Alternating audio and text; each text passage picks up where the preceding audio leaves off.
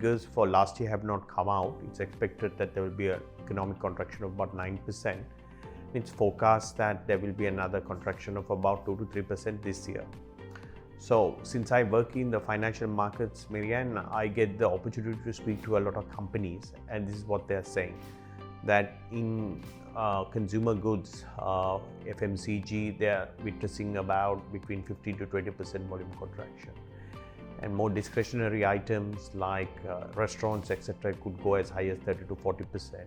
And the most impacted sector is construction, which probably is experiencing something like 40 to 50% contraction, which will probably increase further, because once some of the half-completed projects have been finished, I doubt there will be any new projects that come. The green shoots are that we are going to see a steady improvement in tourism.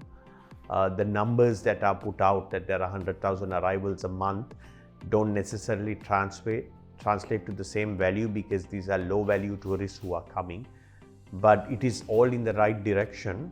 And I believe that even remittances, because so many people left the country and the informal channel is reducing, that is going to start increasing. So those are positive signs. Last year was a crisis of supply. This year is a crisis of demand. So the consumer simply cannot afford, and therefore purchasing power will get impacted. Many of the moratoriums that were outstanding on bank loans are ending, so you will see more stress in the banking system.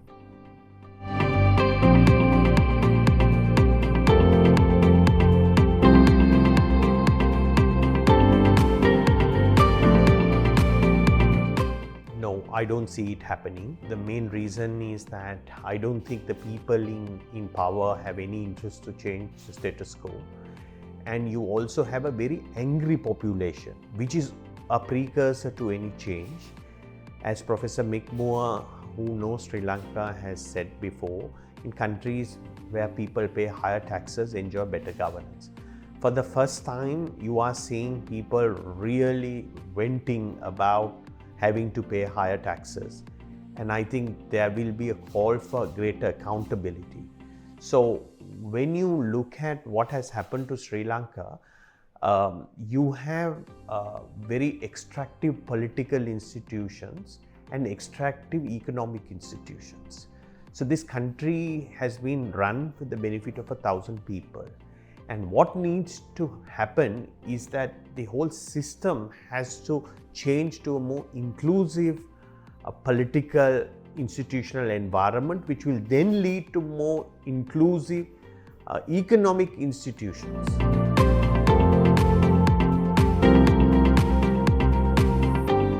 So obviously the need of the hour is macro stabilization.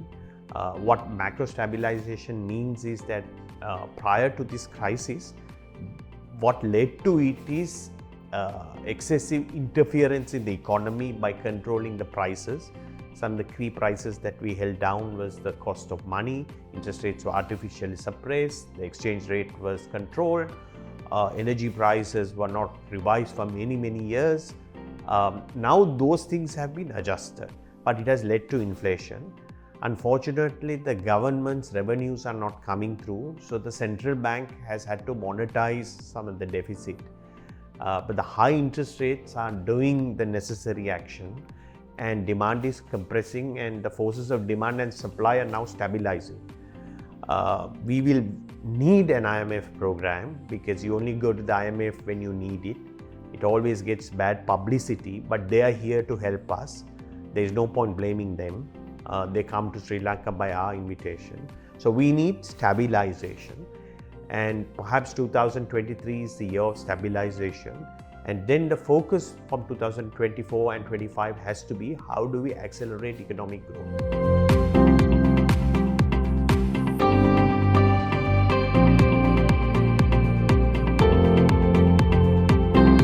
So as I said, the issue was that we had extractive political institutions. Now Sri Lanka, on the face of it, has democracy. We have many elections.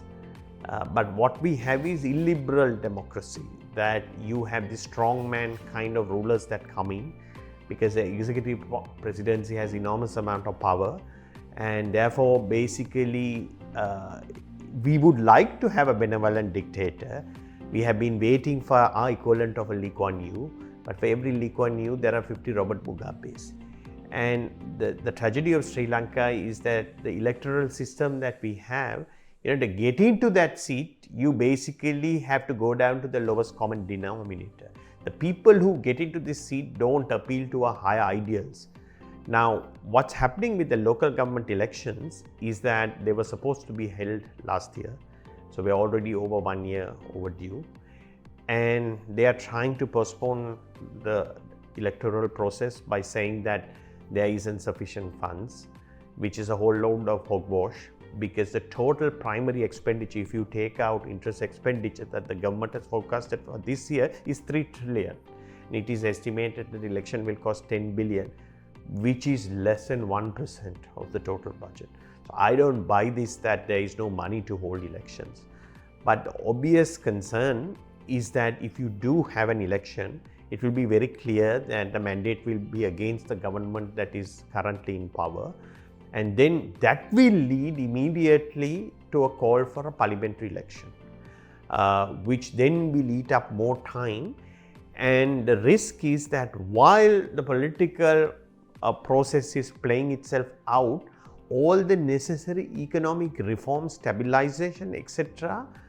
will come under threat, because invariably Sri Lankan elections is an auction of non-existing resources, and we already saw that playing out. The current tax-free threshold is 100,000. The JVP came out and said that they will increase it to 200,000, and the SJB said that they will do one better and increase it to 250,000. I mean, you don't need that kind of activity while we are trying to stabilize the economy. So democracy needs elections, but economic stabilization requires space. So my sense is the Democrat in me says we need elections. The reformer in me says that if it is postponed, it will give more space for a quicker revival.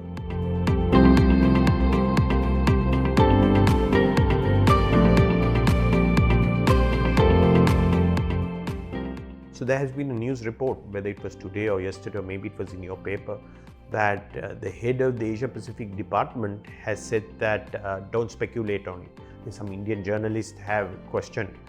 So that guy is the guy who should know what he's talking about. I mean, our people are basically talking about that there will be a program by March, but he's saying that don't speculate, and we would like to have financial assurance from the Chinese.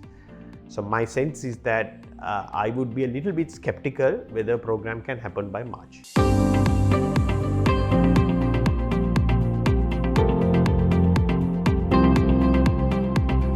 So the IMF has something called lending in arrears program, which I think was constituted somewhere in 2015. So the majority of bilateral creditors have to agree. Now, amongst the accounting of all outstandings, the Chinese are about 50% or slightly above 50%. So what they are trying to say is that if we are unwilling to give you the kind of necessary assurance, then if we reduce our share of the bilateral outstanding, then you have got assurances from the others, and based on that you can go forward, which actually is not going to work, and therefore move some of our debt to the commercial side. Now, the expectation is that there will be two different mechanisms of restructuring, that the bilaterals will have to take a longer prolonging of the maturities, and the commercial creditors will have another arrangement. But my understanding is that the commercial creditors will probably have to take a haircut on the principal outstanding, which is not being suggested for the bilateral creditors that I know, but it was more maturity extension and adjustment of the interest. So I don't understand what their motives is. I can only speculate that these are the boundaries of how they can stand to benefit.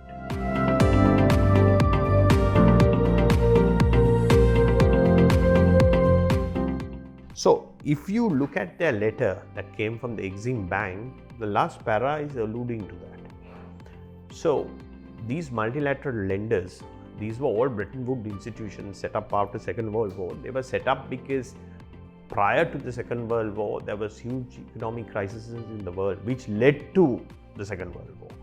So they said, the Allied powers said that we don't want this to happen again, and we will create a safety net. That is why the World Bank was set up as a development agency. The IMF was set up as an agency that comes to the rescue of countries when they are in distress. Then you had regional agencies like the Asian Development Bank, the Inter-American Bank, the European Construction Bank that were focused on the region. Generally, they have very high credit ratings, like the World Bank has a AAA credit rate. The reason why the World Bank has a AAA A rating is that you have the major economic powers in the world underwriting them, plus nobody defaults on them, because they are given a very concessional rate of lending, and these are loans that are made for development purposes over a very, very long period of time. What the Chinese seem to be saying is that these multilateral agencies will also need to take a haircut. What we owe the multilaterals is about 10 billion, right? So they are questioning the existing, what the Westerners say, the rule-based order, because they are kind of saying we were never part of this in drawing it up.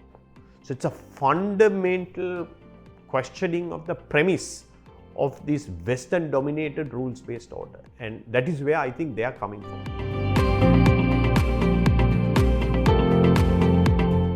It is, but this is a major deviation that it has, to my knowledge, never happened. So if Sri Lanka is going to deviate, and I don't think it will ever happen here, but this is the message that they are giving out.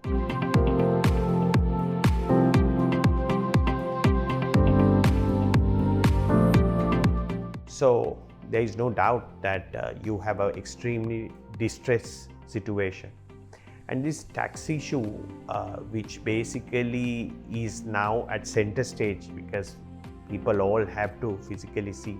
Say, take my predicament that I am at the highest end bracket. Most of my income is going at 36%. So they have to do that. If you give me the option between the devil and the deep blue sea, I mean, I would still take the tax option, although it hurts me a lot, because I prefer that to money printing. Inflation is an easier tax, but it hurts the poor much more, and it destroys wealth and it destroys economic growth. Higher taxation will also have a fiscal contraction. Now, my contention is that if I'm being made to pay 36%, then we have to ensure that everybody else also pays their fair share. And unfortunately, that is not happening on two counts.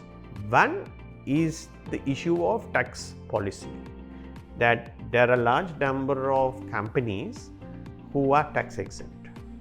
So you can break it into two buckets. There are companies under the Strategic Development Act, for example, the West Terminal, which was handed over without competitive bidding with a 25-year tax holiday. Now, I don't know why you needed to give a 25-year tax holiday when you didn't even have a competitive bidding process. When this is a completely domestic-based operation, highly profitable. That is one example, but there are many others. And all the existing BOI companies who are under a different tax scheme, they enjoy concessionary tax for life. There is no sunset.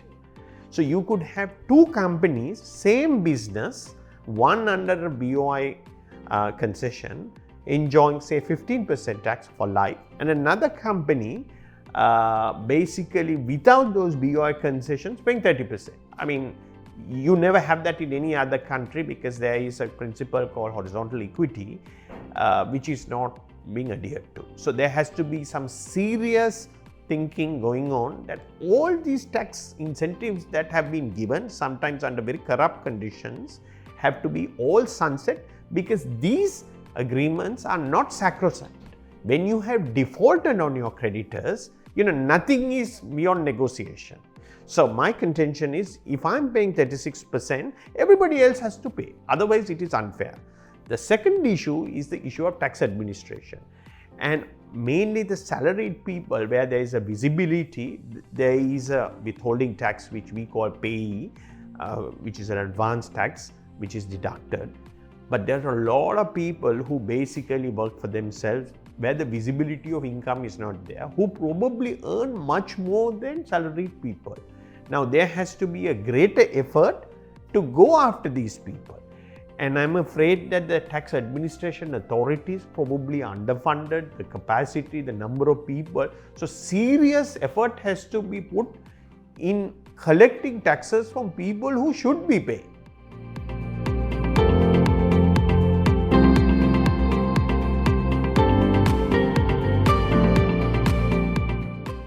So the power tariff increase, whether you agree whether it should be the quantum, was needed.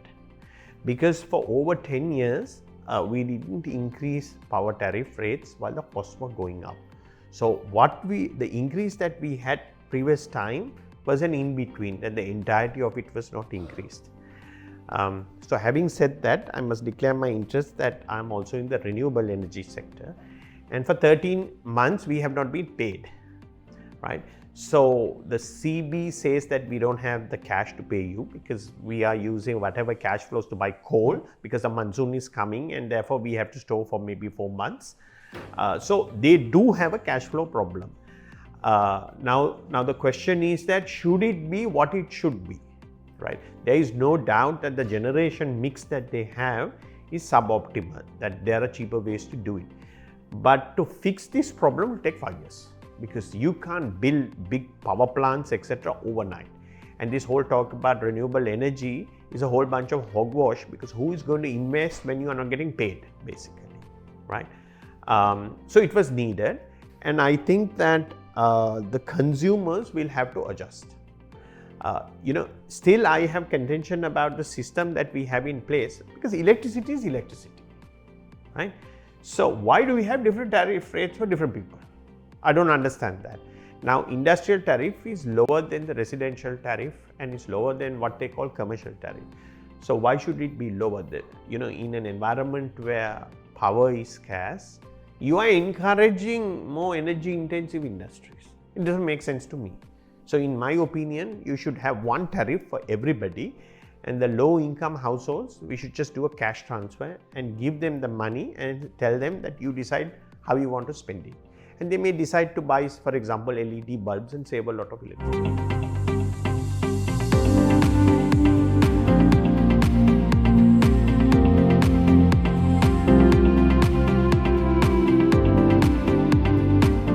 So there are two types of people who have to be held accountable: the politicians and policymakers. So the politicians holding them responsible is obviously through elections, that if they did a very poor job, then people have a mandate and they will vote them out. Now those politicians basically who didn't adhere to the norms of government, if they have violated the law, then through the legal process they have to be held accountable. The second lot of people are the policy makers and some other technocrats, the super secretaries, I call them super secretaries, and very powerful people in certain institutions. I mean, they have a duty of public trust, and it is very clear that they didn't operate to that high responsibility, and therefore, I mean, the thing is that you can't prosecute people for errors in policy, right? But whether they did this because of ideological reasons or they consciously did this. So to give an example, I mean, for something like 2 years, we continue to service these ISBs at an immense cost to the people. Now, I mean, what was the logic of this, right? We paid off something like $2.5 billion. When COVID struck, our rating was cut. It was very clear that we couldn't borrow again, so we couldn't refinance. But they kept on saying that this is a liquidity crisis, not a solvency crisis. For 2 years, they dilly-dallied basically. And they compressed imports, they basically disadvantaged your population, but they kept paying creditors. Was it due to vanity, or were there vested interests at play where, they had people connected to them who were buying these instruments in the secondary market and making a killing. Now, on the face of it, to me, it looks obvious that this is what was going on. But I don't have access to information, and some of these information you will never get, because who buys and sells your securities, you never know. There's no way that even the government doesn't know who owns your securities. That is one of the weaknesses of the system. But some kind of evaluation and investigation is warranted. Unfortunately not, because as I said, that our institutions are captured. We have extractive political institutions, and unless there's a wholesale revolution in this country, I don't think there is any incentive for a change in the status quo.